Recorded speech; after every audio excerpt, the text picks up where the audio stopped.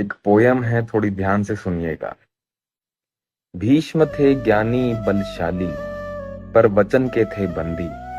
धर्म खड़ा था दरबार में, फिर भी रहे शांति के संग।